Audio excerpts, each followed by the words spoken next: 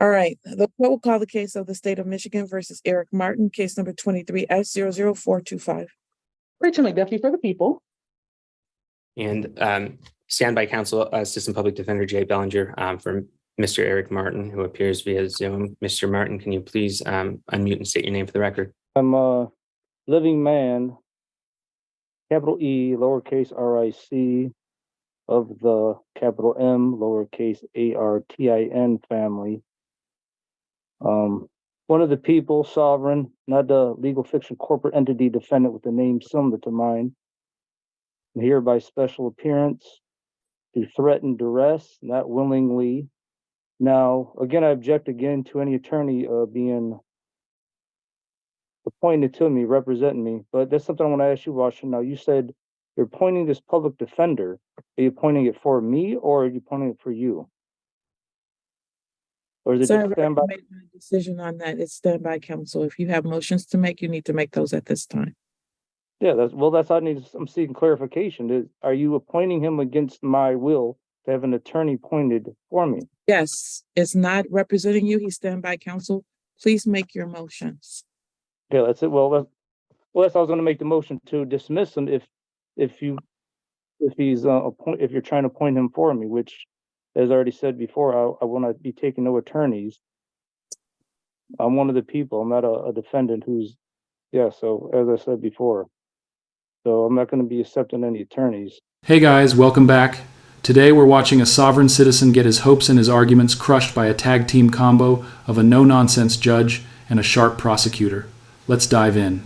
He's going to fraudulently assume I'm a defendant, and which would then fraudulently give the presumption I'm under the jurisdiction of the court, which I'm not. As I said before, you got 5 minutes to make your arguments, and you can spend them however you want to. All right, yeah. Like I said before, I'm a living man. So, as the U.S. Supreme Court said in the cases I cited to you before, there's no jurisdiction over a living man. Corporations don't have jurisdiction over a living man without our consent. I don't consent, and it's also under. There's no consent under the Declaration of Independence of 1776. There's no jurisdiction over a human without their consent. So I never consented to jurisdiction, and I don't now, and I never will. Now I have some questions, though, for the prosecutor. Sir, you don't get to ask questions. If you want to have a motion, you can make those. Well, I object to that. That violates my right to a due process. It's relevant to a standing argument as to the prosecutor, whether they have standing or not. I think that's relevant to move forward or not, There's no standing, shouldn't move forward, but. So what's your ruling on that? Your motion is denied as to jurisdiction and standing. Now, do you have any additional motions? I object to that because you didn't allow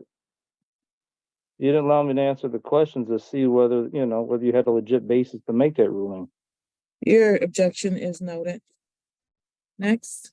Nobody's saying you have to accept the attorney, but the judge is doing her job to protect your constitutionally guaranteed rights, appointing a standby counsel just in case you realize how far over your head you really are. They say you're going to be questioning me about the some demands I made to dismiss the case anyway, right? I'm sorry, what? You said you're going to be addressing some demands for dismissal I made or sent to you already. So first of all, a demand is not a proper format before a court and could be dismissed outright. However, I'm going to allow you to make your motions here. If you want to make an argument, you can do that, sir. Okay, I object to that. That's not true. As I mentioned before, demands, when someone has the right to something, that's what the terminology demand is made. And that's the only reason why I make it.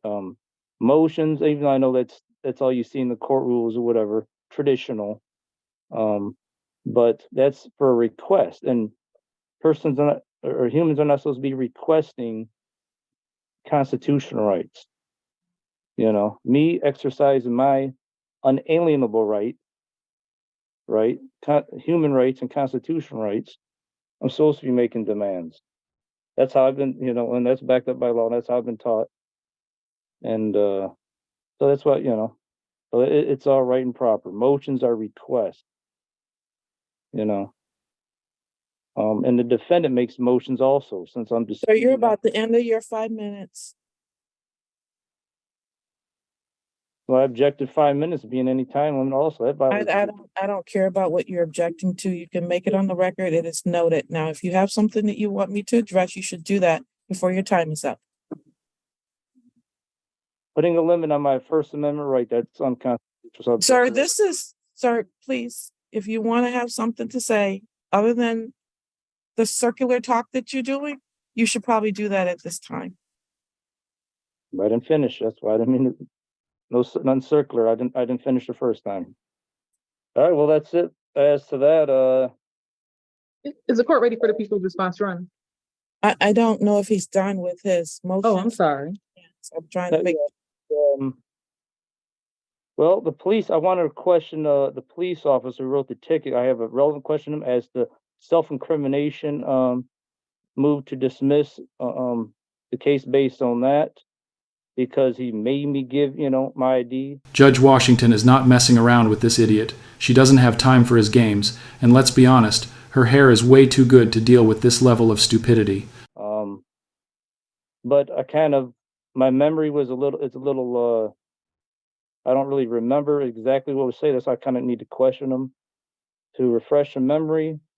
But I do remember in general, though, he kind of, I'm required to give my ID if I remember right, and I might have been arrested if I didn't give my ID, which was under threat and duress. And even if he didn't say that, which I don't remember, which, like I said, I need to have his body cam and all that. I want that. I want to be able to review that now, and also for the trial, if this goes to trial, I want the video present as part of my due process right for the evidence, which is my due process right, like I'm saying. And because, like I said, it violates my self-incrimination right, that I'm being made to give my supposed name, government name anyways, which ain't really my name, but a government name has been given. Violates self-incrimination. And then it's used against me to prosecute. So it violates self-incrimination. Yeah. Move to dismiss based on that too. And like I said, if you need more evidence as to, like I said, his questions, then he needs to answer my question. I was about to send out interrogatories to him. I'm about to do it here soon. If you find that's necessary, unless you find it ain't necessary, I'm gonna send it out soon. So, another thing. Now, Mrs. Washington, I just filed a federal civil lawsuit on you, for violating my constitutional rights during this case. So you may want to consider recusing yourself. I know you probably didn't get a receipt yet because I just sent it out like 2 days ago. So the court will be getting it, if they didn't get it already, be getting it this week. And yeah, so point that out. As to your motion to recuse, that is denied. Based on, I thought you dick flutes didn't believe the police had jurisdiction over you. Well, if they have no more or less authority than I do, there's no way they can make you hand over your ID under threat any more than I could. conflict of interest is my reason. That's why I didn't mention that, but I thought you might kind of already figure that. But conflict of interest due to the lawsuit being filed, that's the grounds of my demand for dismissal. Okay. And I would like to, Ms. Duffy, as the prosecutor, I'd like to notify you, of the crimes being committed against me by the police officer, in this case, writing the tickets, and I request you prosecute them for this, because I'm the crime victim here in reality. Because I was traveling by right, which the U.S. Supreme Court said we have, as long as you're not carrying passengers property for profit, you're not technically driving a motor vehicle. Therefore, all these charges are baseless. There's no case here. So in reality, I was harassed, retaliated against for exercising my right to travel on my motorcycle, and then with these charges. Okay, so they had no evidence that I was carrying passenger property for profit, which is what's required. That's the definition of a motor vehicle under 18 USC section 31 subsection 6 and 10. That's when a motor vehicle is a motor vehicle. In contrast to the state law, I know what the state law says. The state law just says, oh, if something's mechanically drawn, it's a motor vehicle. Well, the state statute is in violation of this federal statute. Therefore, it's unconstitutional. Okay, and therefore, the federal statute definition of motor vehicle applies here. It overrides the state statute under Article 6 of the U.S. Constitution. Laws of the United States is supreme over state law. So therefore, I wasn't doing anything wrong. I was traveling by right on my motorcycle, as I have a right to do, without a license, without registration, without insurance. Because you're a crayon munching dumb. That's why. You didn't present a single argument that would justify the judge recusing herself. Just like with a public defender, you can ask for a new one, but that doesn't mean you're actually going to get it. I was all within my right under that federal statute and the U.S. Supreme Court case law that I cited already in the court that they sent back. But one of the main cases here is Packard versus Banton, U.S. Supreme Court case law. Okay, this is a little more specific than just saying people have a right to travel. It mentions here specifically, and I'm gonna mention right here, Volume 44, Supreme Court Reporter, page 259. The streets belong to the public and are primarily for the use of the public in the ordinary way. Their use for the purposes of gain is special and extraordinary, and generally at least may be prohibited or conditioned as the legislator deems proper. So as they're saying right there, so we do not need a license if we're not using the streets for profit, for gain. I wasn't doing that. The police don't have no evidence of that. So he shouldn't even pull me over, stop me, wrote a ticket, none of that. So I'm the crime victim. I request you prosecute him for that. And it's also a federal crime, which I'm going to be contacting the FBI about. I already tried once. I got to call him back. No need to waste time on those 3 charges. He already admitted his guilt on the record. Next voice, 7. And why call the FBI? Especially when they clearly didn't take you seriously enough to even return your call. Anything else, Mr. Martin? Well, I'm going to see if you got my, if you're going to, I would like to just reiterate my, the demands for dismissal already made, or if you want to call them motions, but like I said, I like using the word demand because I want to, I don't agree to no unlawful presumptions that, because I understand the legalese a little bit where you say one word and it means something else and it's presumed. And that's why I demand also that there be no legalese used in no stages of this case, because that's one of the fraudulent things going on in the court system. I'm going to be filing a class action to stop this on a grand scale, but I know it's happening. That's why, like, for example, I use the word demand to use the word motion, and it can be presumed you're a defendant. Because defendants make motions, see? So that's why there should be no legalese used here. It's fraudulent, it's wrong, it's immoral, it's pathetic. Whoever made this stuff, because it's putting it's a blanket on a lot of people that don't know no better in the system. Something else. Now, when this proceeding started, I noticed on the screen it said no recordings are allowed. Okay, now I object to that, in that violates my due process right to preserve evidence, me or anyone else, and I'm not just speaking for me, I speak for everyone else. All the people have a right to record in any public court. This is all public. U.S. Supreme Court already said this. People have the First Amendment right to record in public anywhere. And it's also a due process right to preserve evidence. Because if my rights are violated during these proceedings or any other, along with anyone else's, we have the right to record that and have that evidence to bring criminal or civil charges. So that's why that's not supposed to be popping up on the screen that video, audio recordings ain't allowed. Unfortunately for you, this isn't a public space, it's a courtroom. And even over Zoom, the same rules apply as if you were sitting in person. Now, let's hear from the prosecutor, as she's about to obliterate every bit of nonsense he thinks is true. All right, thank you, sir. Ms. McDuffie. Thank you, Your Honor. So I am aware of 5 items that have been filed by Mr. Martin, I think after this case began to be pending in this court. And I'll just briefly address the as to the formatting of those. I did notice all of them are handwritten. He does write a date on the top of each document, but then he usually signs off with a different date on the bottom of the document. So if it ever comes into play that there's an issue with the timing with respect to deadlines or anything like that, for my purposes, I'm just going by the date that it was received by the court, which is usually a third date that is different from the other two. So the first document I'm aware of is titled Demand for the Return of My Motorcycle. That one was received by the court July 27th, or yes, I believe somewhere around there. I'm sorry, I'm not going to the dates aren't really important, so I'm not going to dwell on those. I'm just addressing these versus actually, I think, responding to them in detail.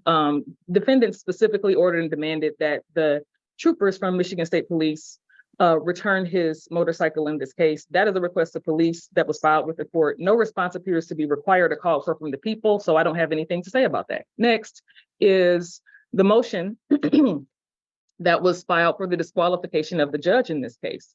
And I just wanted to point out a couple of things.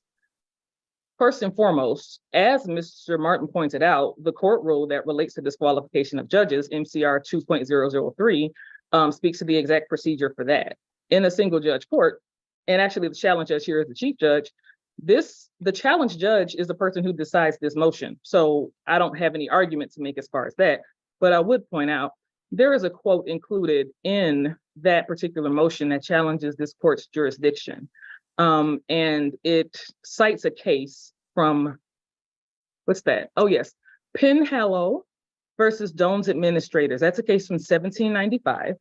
And the specific quote that was cited in that case to challenge this court's jurisdiction, it's a paragraph or so.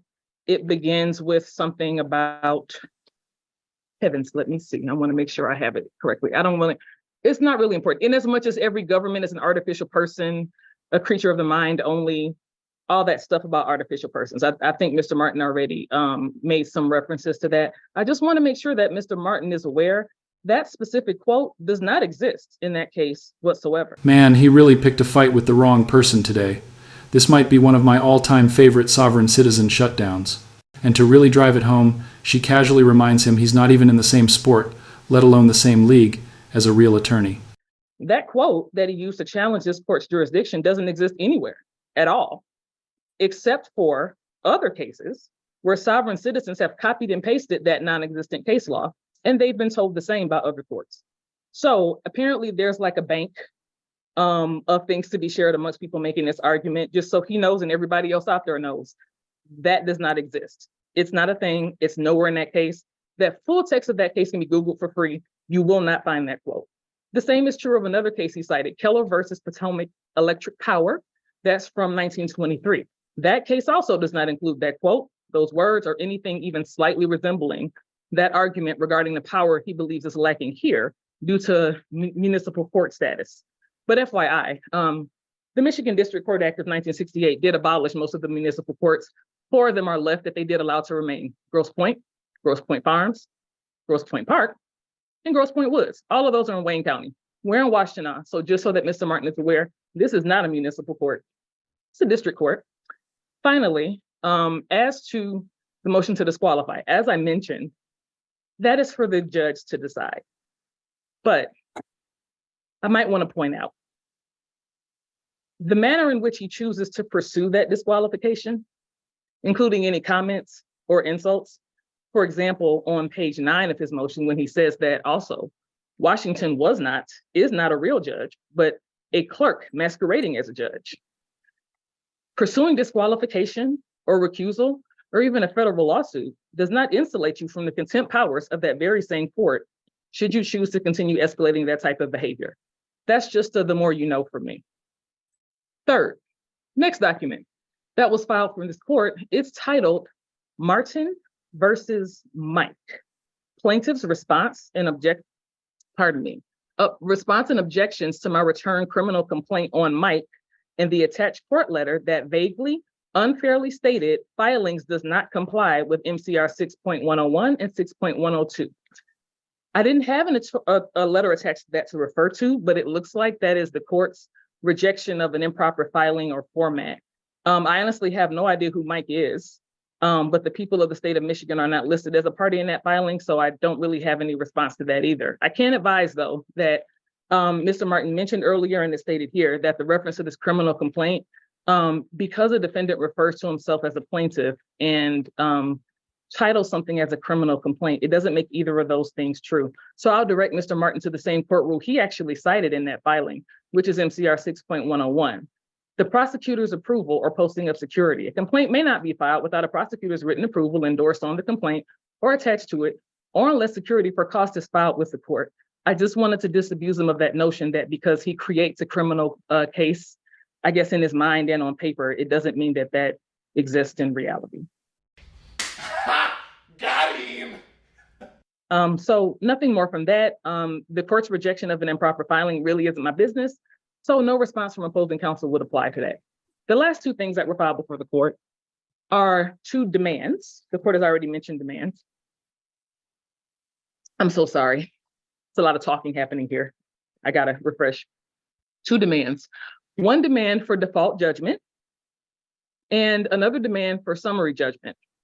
Both of these I would have the same reaction to. The demand for summary judgment, summary disposition concerns parties to a civil action, and defendant is referring to civil procedure, not criminal procedure. There is no summary anything of that notion in criminal matters. Now, he made some references to Article 3 of the US Constitution. That pertains to federal courts, appointment, tenure, Supreme Court justices, federal circuit and district judges. Those are Article 3 judges.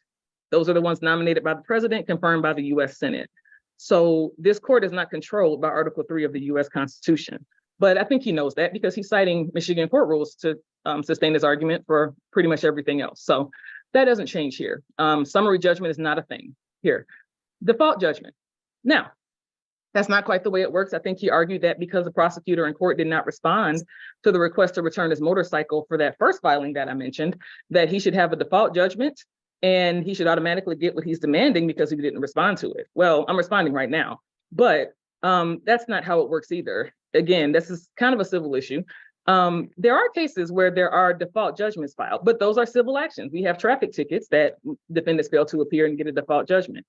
But if that were the case, I would have a default judgment of conviction for every criminal case where defendants fail to appear. People are on bench warrant status for 6 to 20 years at a time. I don't get automatic default convictions. So again, that's really not what's happening here. So those are the 5 things that I'm aware of. Now, finally, if it were true that, as Mr. Martin stated, that federal law trumps all state law, and that all state law and state courts are unconstitutional, the state court system would not exist, and the US Supreme Court would not hear cases resulting from the need to interpret state law. Mr. Martin has yet to hear, as all of us do, of state constitutions and the power of the state courts that come from those being abolished. So his reference was correct, that there are people in this system who don't know any better and don't know what they're doing. I don't think present company is excluded from that. I love when they cite actual case law. It makes it so easy to point out they're dumb, and what do you know? He actually cites a case I recognize, Murdoch v. Pennsylvania. Spoiler, it's not a right to travel case. It's a First Amendment case about religious door-to-door salesmen needing a license to sell religious material. If it weren't religious, the license would have been fine, but because it's protected speech, taxing it would have violated the First Amendment. Classic sovereign citizen misread. So on that note, Mr. Martin, if you want to continue without an attorney, you can, but I wouldn't recommend it. That's all from the people. It's a surprise you wouldn't recommend you're a prosecutor. But anyway, well, I think that she said so much. I took some notes, but I couldn't take notes on everything. Hard to follow along with everything else. I think it's best to, same with me too. I say one thing, allow her to respond back. She says one thing, then allow me to respond to one set of, you know what I mean? Like me saying a whole bunch, and then her saying a whole bunch, because it's hard to follow along for both of us, I think, harder. At least me, and for both, I think it's common sense, but all right, well, so I'm gonna respond now to the things I could follow along with, and I took some notes, but I'm gonna need her to say again what I missed, and then I can respond one by one. Okay. That's not how this is gonna work, sir. That's I not think how to understand here. You I have the right to that. What are you talking you're not controlling this courtroom, sir. That's not how this works. As I'm speaking about what I have a right to do, I have a right to respond back. So, You're All right. gonna get 5 minutes and I'm gonna be done. So that is your opportunity. And after that, I'm gonna make my rulings. You got So- 5 minutes. I'm actually setting a timer. all right. Again, I object to that again as being violates my due process right to the First Amendment. It's not supposed to be regulated by a certain time limit. My First Amendment right to say what I got to say, based on an arbitrary, unfair time limit. Sir, in a minute, you're pushing towards being in contempt of court. You got 5 minutes. You can make your objection, which you've done. You got 5 minutes. Now please move forward. Criminal. Okay, I want to object to that too, though, about what you said about contempt of court. Exercising the First Amendment is not contempt of court. It's nowhere close to that. There's no First Amendment right in this courtroom, so you're a defendant.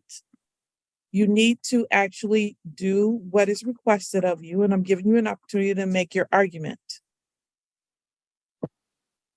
As to the criminal complaints, in response to what you said about that MCR, the refusal to act on my criminal complaints that I filed because of MCR 6.101. And now, first of all, it violated my due process right, obviously, because they didn't mention a subdivision, a subsection of that rule. There's many subsections. Okay.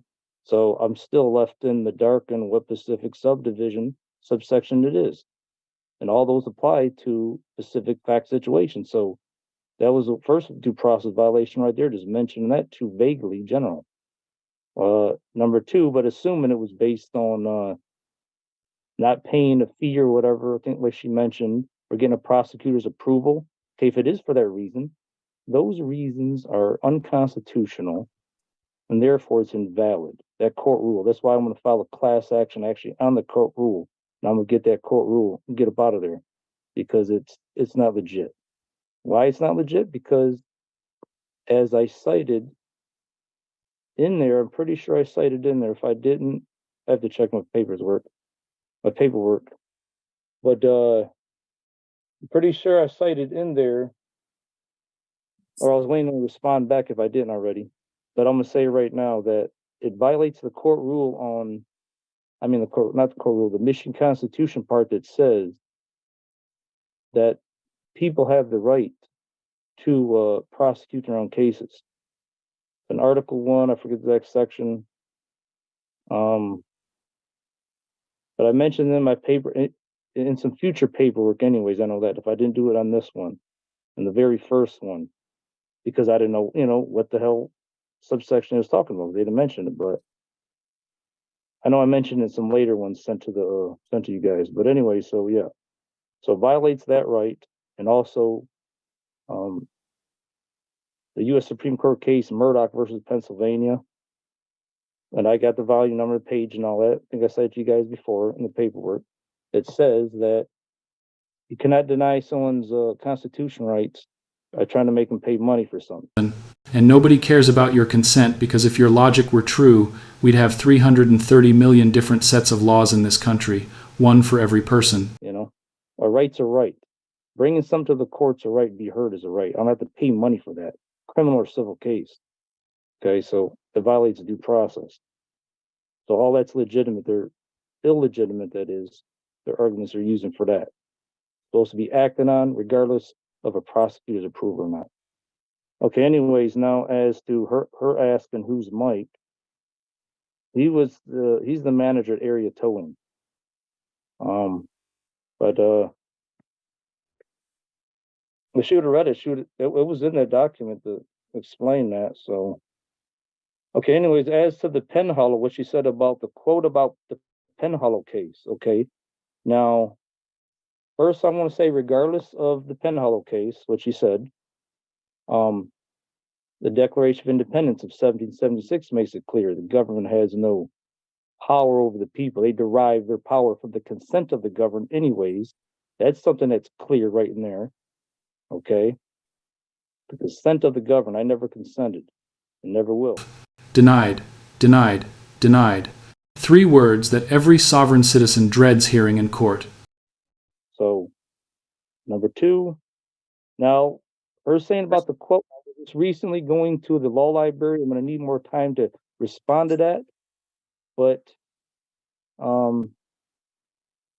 I didn't have enough time to go over the Penhollow case, but if I remember it, I was just in the law school law library recently trying to verify that quote, because a lot of these quotes that I got, that I'm citing in the court, some of them I have read and some of them I haven't. This Penhollow case, I'm not sure on that. I admit that. I have to double check myself because a lot of these I get online, YouTube, and a lot of them have been shown up to be legit because I go to law library and I double check on them, the quotes.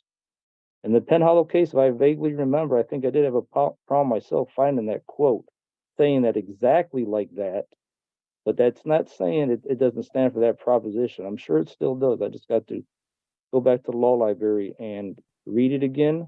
If I did read it, I kind of don't remember because I got a lot of stuff I'm doing. But yeah. So bottom line, I gotta check up on that case. So it'd be premature to rule on it yet, as to whether that Penhollow case is illegitimate to stand for that proposition.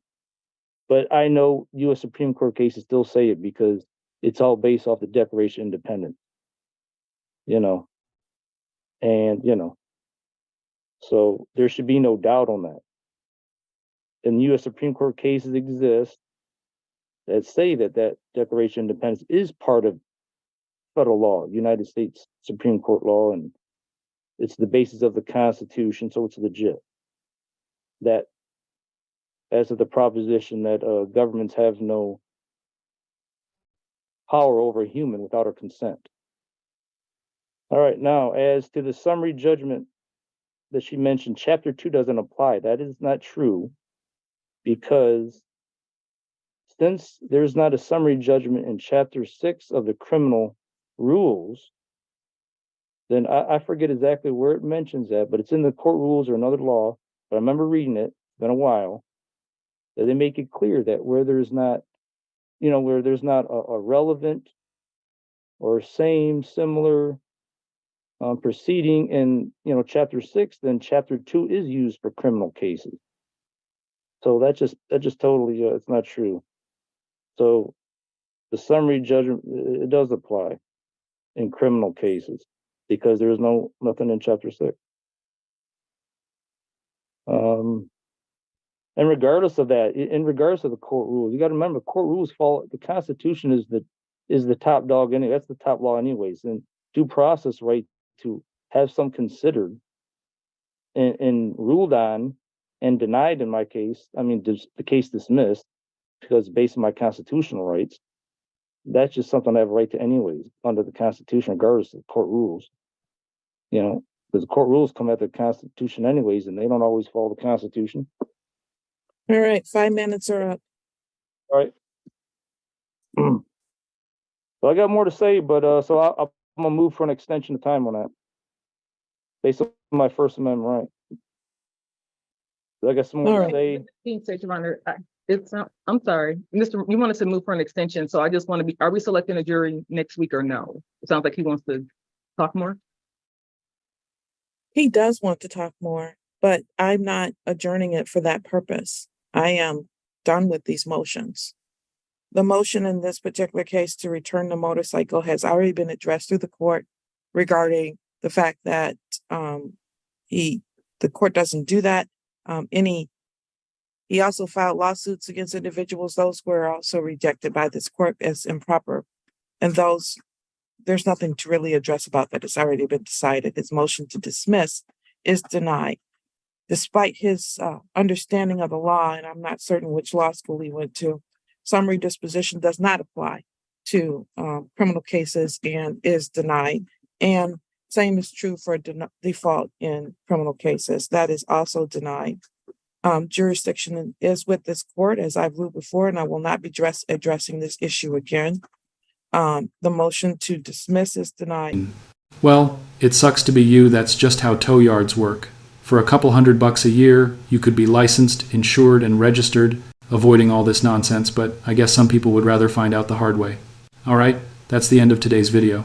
He's got a new court date in early December, and I'll be there to bring you the conclusion. In the meantime, check out Colin's channel for the original uncut version of today's video, and Old Squishy Gardener's channel to see this same sovereign citizen's ridiculous appearance before Judge Slavin. If you like this video, hit like. If not, hit dislike. But don't forget to leave a comment below and subscribe with notifications on so you never miss any of my content. There was one point that he did make with respect to due process that is going to compel where we go with this. He does not get to question officers except for in a trial. However, he is entitled to discovery in this case. And he mentioned that he did not receive a copy of the video, if there is a video, or if there's body cam, he's making a demand for that. And he is entitled to have a copy of any body cam that exists in this case and a copy of any police reports that exist in this case. So those items need to be turned over to the defendant so that he can properly prepare for any trial.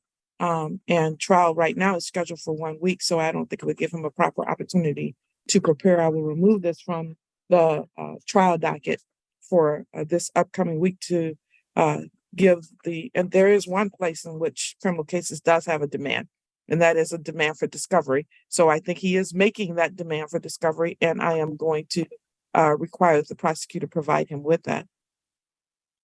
Absolutely, Your Honor. I think the issue was the standby counsel and him rejecting representation. So normally this is brought to the PD's office, but since I think it's been reaffirmed today that I'll figure it out. We'll get it done somehow.